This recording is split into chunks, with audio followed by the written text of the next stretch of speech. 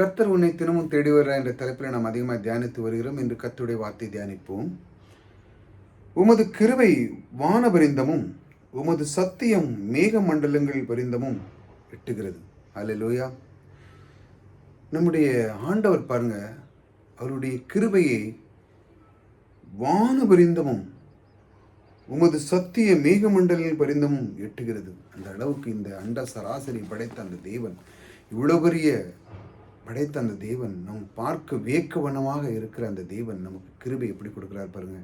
அவர் நமக்குள்ளே இருந்து இந்த நீ எண்ணியே முடிக்க முடியாது அந்த அளவுக்கு இந்த அண்டா சராசரியை படைத்த அந்த தேவனே உனக்குள்ளே இருந்து உனக்கு கிருபை கொடுக்கிறார். இந்த கிருபை மூலமாக உன்னுடைய வாழ்க்கையில் எது குறைவு இருந்தாலும் அதை நிறைவாக்குற தேவன் உங்களுக்குள்ளே இருக்கிறார். ஏனென்றால் அவர் எல்லாத்தையும் தருகிறவர் உங்களுக்குள்ளே இருக்கிறார். இந்த பூமியை அனைத்தும் உண்டு பண்ணினவர், உங்களையும் அவர் உண்டு பண்ணினர்.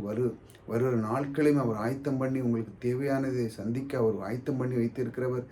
எல்லாமே அவர் மூலமாக நமக்கு கிடைக்கிறது. ஆகையால் அந்த கிருபை நமக்கு கிடைக்கும் பொழுது நாம் எவ்வளோ பெரிய பாக்கியவான். எத்தனையோ இதில் நாம் பார்க்குறோம், வசனத்தை தியானிக்கிறவன் பாக்கியவான், அப்படி காரியங்களெல்லாம் நாம் நிறைய இடத்துல பார்க்குறோம். ஆனாலும் தேவன் நமக்குள்ளே இருக்கிறார் அப்படிங்கும்போது இந்த உலகத்தில் இதை விட பெரிய பாக்கியம் என்ன?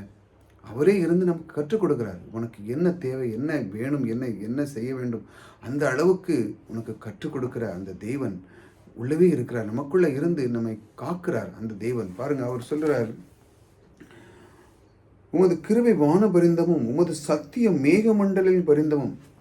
அவ்வளவு உயர்ந்தமான அந்த சத்தியமான அந்த வார்த்தை அவ்வளோக்குள்ளே நிறைந்து கிடக்கிறது. மேகமண்டலம் பாருங்க நிறைந்து இருக்கும். அந்த மாதிரி வார்த்தை நிறைந்து கிடக்கிறது. அது அந்த மாதிரி வார்த்தைகளை தெய்வம் நமக்கு தந்திருக்கிறார். மேகமண்டலம் பரிந்தமும் எட்டுகிறது. அந்த அளவுக்கு தெய்வம் நம்முடைய வாழ்க்கையிலே வார்த்தைகளை தந்து நமக்கு கிருபை மேல் கிருபை தருகிற அந்த தெய்வம் நமக்குள்ளே இருக்கிறார். ஒவ்வொரு நாளும் நாம் தியானிக்கிறது, அவர் நம்மை எப்படி நேசிக்கிறார். அவர் சொல்ல, நான் உனக்கு கிருபை தந்து வானபரிந்தும் மேகமண்டல பரிந்தும் உள்ள அந்த அளவுக்கு உனக்கு வார்த்தையை நான் வைத்திருக்கிறேன்.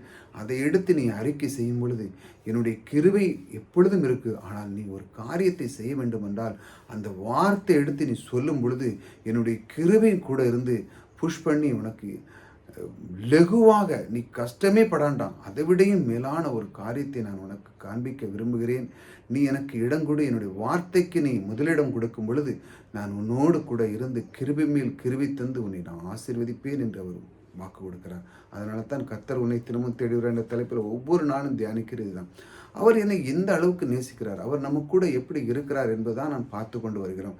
அதுதான் ரொம்ப முக்கியம். அவர் நம்ம மேல் இருக்கிற ஒரு தகப்பன் பிள்ளை மேலே எந்த அளவுக்கு அன்பு வைத்திருக்கிறார் என்று பிள்ளை நமக்கு பார்க்குறது.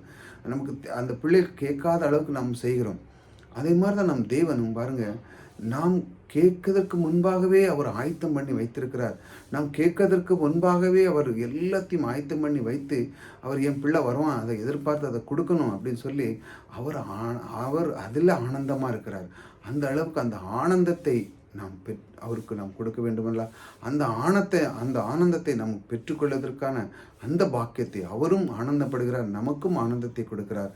அந்த மாதிரி ஒரு தகப்பன் நம்ம கூட இருக்கும்போது நம்ம ஏன் கவலைப்படும்? கிருபை உள்ள தேவன் நம்மோடு கூட இருக்கிறார். கர்த்தர் உங்களை ஆசீர்வதிப்பார்.